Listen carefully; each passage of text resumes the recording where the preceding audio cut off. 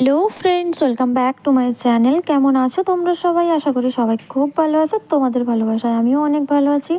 আজ অনেক দিন পর, অনেক দিন বলাটা ভুল হবে, অনেক মাস পর আবার তোমাদের সাথে ব্লগ ভিডিও শেয়ার করছি। তো পাশে থেকেও তোমরা সাপোর্ট করো, একটু ভালোবাসা দিও। তো ভিডিওটা সকাল থেকেই শুরু করেছিলাম। সকালে উঠে জাস্ট ঘরের পর্দাগুলো একটু সরিয়ে নিলাম। তারপরে ছেলেরা ব্রাশ করে চলে এসছে, ওদের পড়া আছে, তো ওদেরকে এখন আমি খেতে দেবো। তো ওদেরকে দুধের সাথে একটা প্রোটিন পাউডার ওটাই মিক্স করে দেবো, সাথে দেবো ওরিও। তো ওটাই খেয়ে ওরা পড়তে চলে যাবে, দেন তারপরে এলে আবার টিফিন করবে। ততক্ষণে আমার অনেক কাজ হয়ে যাবে, ওদেরকে খেতে দিয়ে ফটাফট করে আমি কাজ করতে পারবো। তো সারাদিন তুমি সবার জন্য যতই করো না কেন, যত ঘরের জন্য, যত সংসারের জন্য, যত জায়গায় করো, দিন শেষে একটাই কথা শুনতে হয় যে কী করো সারাদিন। এটা শুধু আমি বলে আমি নয়, প্রত্যেকটা বাড়ির প্রত্যেকটা বউদেরই শুনতে হয়।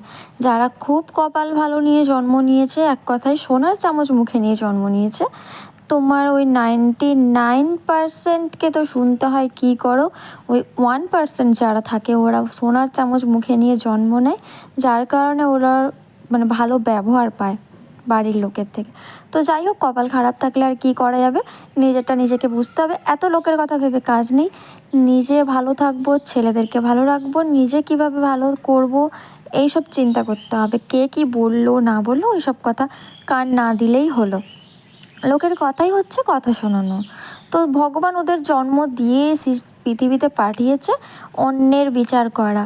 তো কি আর করা যাবে? কেউ কি কারোর অভ্যেস চেঞ্জ করতে পারবে? ওরা ওদের মতো থাক, আর আমরা আমাদের মতো দিন কাটাই। তো এই যে আমি আমার ছেলেদেরকে এখানে খেতে দিয়ে দিলাম, ওরা খেয়ে এরপরে পড়তে চলে যাবে। তারপরেই আমি চলে এসেছিলাম বিছানা তুলতে। যতটা ইজি দেখলে তুড়ি মেরে বিছানাটা চেঞ্জ করে নিলাম, এতটা ইজি কিন্তু নয়। তো সেম আমি দুটো রুমের বিছানা পরিষ্কার করে ক্লিন করে বিছানাগুলো ঠিক করে নিলাম। তো সব কিছু কাজ যদি এইভাবে তুড়ি মেরে হয়ে যেত তাহলে কতই না ভালো হতো। তাহলে 24 ঘন্টার মধ্যে দেখো আমার গাছগুলোর অবস্থা, কয়েকদিন এতটা ব্যস্ততার মধ্যে ছিলাম, যার কারণে গাছগুলো সেইভাবে যত্ন নেওয়া হয়নি। গাছগুলোর অবস্থা খুবই খারাপ। এরপর ওদের একটু ট্রিট করতে হবে। আর কদিন ধরে ঘরে কাজ হচ্ছিল, যার কারণে পাতাগুলোর মধ্যে দেখো কীভাবে ধুলো বসেছে। আর এই দুটো টব ভেঙে গেছে, দুটোকে নিচে নামিয়ে দেবো। এই যে সব শুকিয়ে অবস্থা খারাপ। এগুলো তো পুরো ফাঁকা হয়ে গেছে, এগুলো তো নতুন করে আবার গাছ লাগাবো। সেম অবস্থা এইদিকেও, এগুলো পুরো শুকিয়ে গেছিলো, যার কারণে আমি তুলে ফেলে দিয়েছি। আবার নতুন করে এগুলোর মধ্যে গাছ লাগাবো। আর ওই যে নিচেও সেম অবস্থা দেখতে পাচ্ছ। এখানে একটা গাছ রয়েছে, এগুলো মোটামুটি ঠিকই আছে। তোমরা একটু সাজেস্ট করো তো যে ইনডোর প্ল্যান্টস কী কী লাগালে ভালো থাকবে,